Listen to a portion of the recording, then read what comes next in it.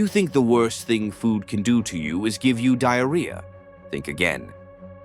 Throughout history, our favorite foods have occasionally decided to fight back.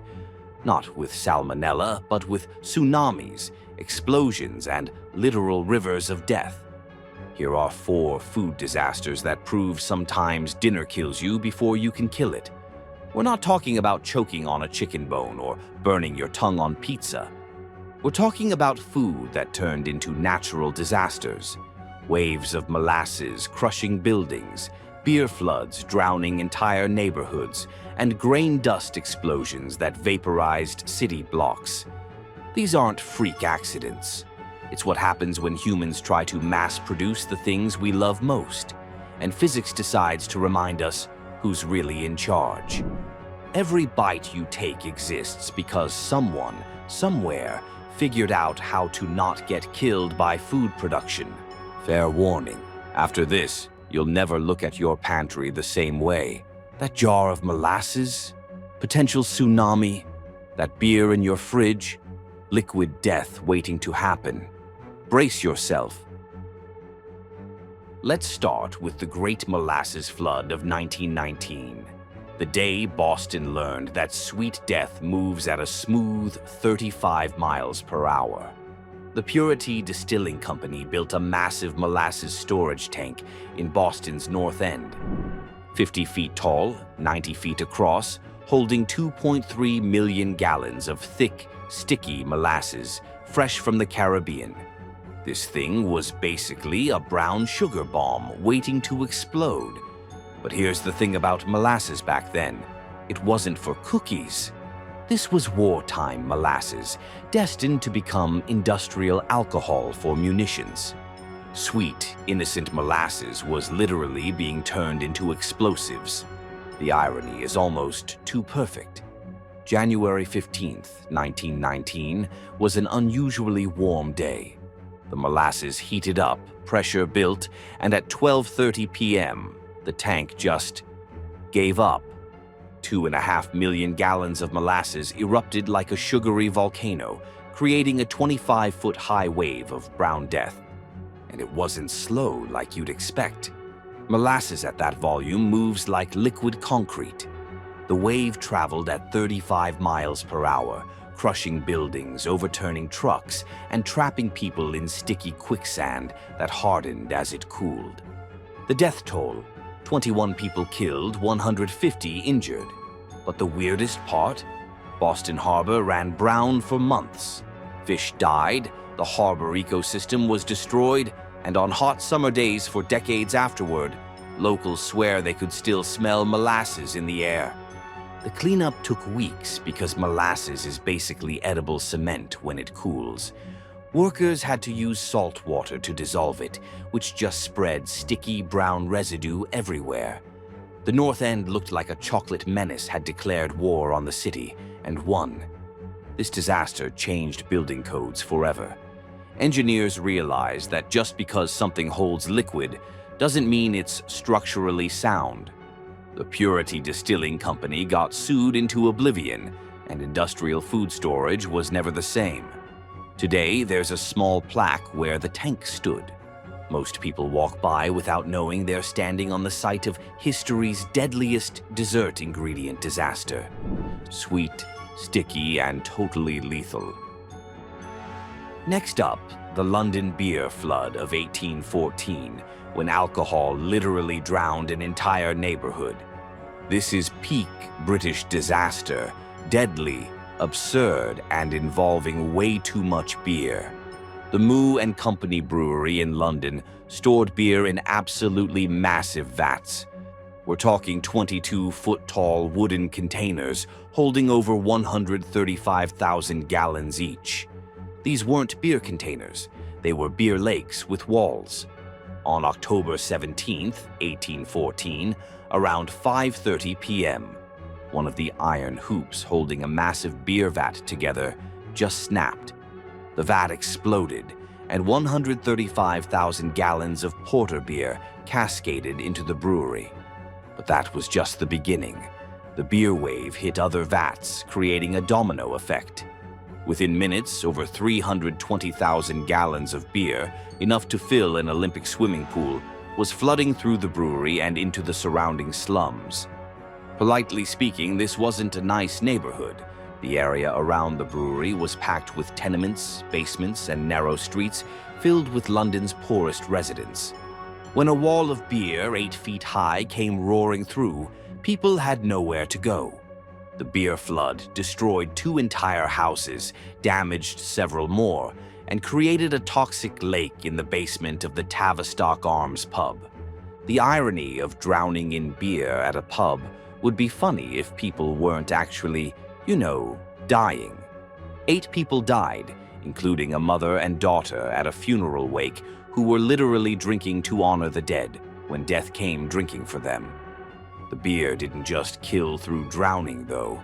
The fermentation process had created toxic fumes that suffocated people in enclosed spaces. The cleanup was surreal. Streets were sticky with beer residue, and the smell of stale porter lingered for months. Londoners actually showed up with buckets and cups to drink the free beer until authorities realized people were getting poisoned by contaminated flood alcohol. Mew and Company claimed it was an act of God and refused to pay any damages, because apparently divine intervention involves exploding beer vats. Incredibly, a jury actually agreed, ruling that the disaster was beyond human control. The brewery got away with drowning a neighborhood in beer. The disaster eventually led to better brewery regulations and stronger building codes for food and beverage storage. But it also proved that London's relationship with alcohol was, problematic. Now let's talk about the Washburn Mill explosion of 1878, the day Minneapolis learned that flour can be more explosive than gunpowder. This is what happens when America's breadbasket becomes America's powder keg. The Washburn A Mill was the largest flour mill in the world, a 7-story monument to American industrial power that could produce 2,000 barrels of flour per day. It was basically a grain processing cathedral that fed half the country. But flour mills have a dirty little secret: grain dust. If you're processing thousands of tons of wheat, the air fills with incredibly fine flour particles that hang in the air like edible fog. Pretty much every surface gets coated in this stuff. Here comes the terrifying part. Flour dust is insanely explosive. More explosive than coal dust, more dangerous than sawdust. When flour particles get suspended in air at the right concentration and meet even a single spark, they don't just burn, they detonate. On May 2nd, 1878, around 7:10 p.m., workers were finishing their shift when something, probably a spark from machinery or maybe static electricity, ignited the flour dust cloud inside the mill. The entire building didn't catch fire, it freaking exploded. This explosion was so powerful it shattered windows miles away. The 7-story mill just vanished. Instantly. One moment it was there, the next moment it was a crater filled with burning debris and scattered flour. The death toll was horrific. 18 workers killed instantly, body parts scattered across several city blocks. But the explosion also triggered a chain reaction. Burning debris ignited other nearby mills, creating a flour mill apocalypse across Minneapolis. 6 mills were destroyed or damaged, and the entire milling district of Minneapolis looked like a war zone. The city's economy was built on flour, and suddenly half their flour production capacity was just gone, blown to smithereens by weaponized wheat. An investigation revealed that mill owners knew flour dust was dangerous, but did basically jack squat about it. Proper ventilation could have prevented the explosion, but installing safety equipment would have cost money and reduced profits. That disaster revolutionized industrial food safety. The grain industry developed dust control systems, explosion-proof equipment, and safety protocols that are still used today. But it took 18 deaths and the destruction of America's largest mill to learn that productivity could be more dangerous than mining. Today, every flour mill has extensive dust control and explosion prevention systems. But grain dust explosions still happen. Apparently, we're still learning how to not get killed by flour. Finally, the Liberty's whiskey fire of 1875, when Dublin discovered that Irish whiskey burns exactly as well as you'd expect, and sometimes fire can be more dangerous than the alcohol itself. The Liberty's was Dublin's whiskey district, an intricate maze of distilleries, warehouses, and bonded stores packed with thousands of barrels of Irish whiskey, all aging to perfection. It was basically booze heaven, concentrated into a few city blocks.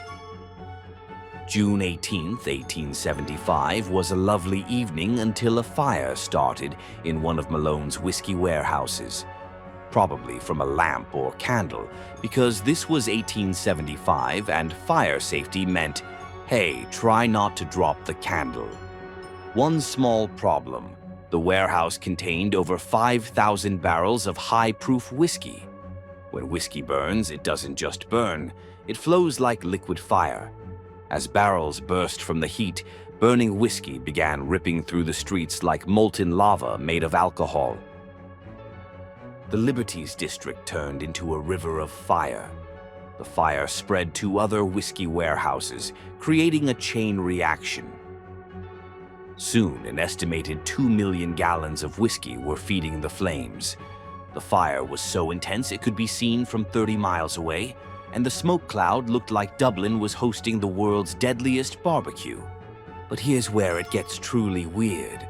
Dubliners started showing up with buckets, cups, and anything that could hold liquid to collect the free whiskey running through the gutters. People were literally drinking from streams of burning alcohol while their city burned around them. The death toll was surprisingly low for the scale of destruction.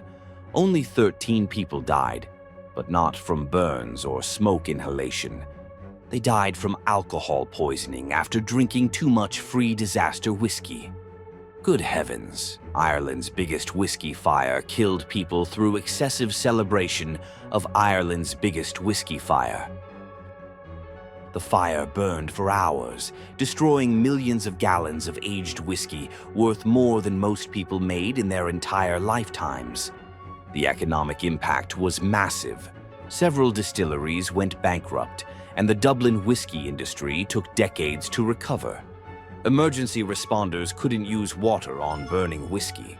It would only spread the fire. They had to let it burn itself out while trying to prevent it from spreading to non-whiskey buildings. Firefighting in 1875 didn't exactly have protocols for river of flaming alcohol. The disaster did lead to better fire safety regulations in distilleries and alcohol storage facilities.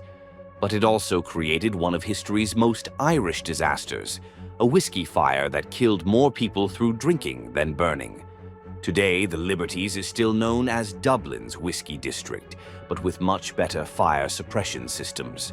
Though local pubs still tell stories about the night the streets ran with whiskey, and people literally drank themselves to death, celebrating a disaster. So there you have it. 4 food disasters that prove our favorite things to eat and drink have occasionally tried to murder entire communities. Molasses that moved like a brown tsunami, beer that drowned a London slum, flour that exploded like a grain-based bomb, and whiskey that burned so beautifully it killed people through celebration. And the next time someone complains about food safety regulations, remind them that every rule was written for a reason, and in someone else's blood, or molasses, or beer, or burning whiskey. Industrial food safety isn't bureaucratic nonsense. It's humanity's attempt to not get murdered by dinner. This is Dine and Conquer. Like this video if you'll never look at your kitchen the same way again. Subscribe for more food history that proves even our most innocent ingredients have dark secrets and occasionally homicidal tendencies. What food disaster should we cover next? Let us know in the comments. Until next time, stay safe out there. Your food is probably not trying to kill you. Probably.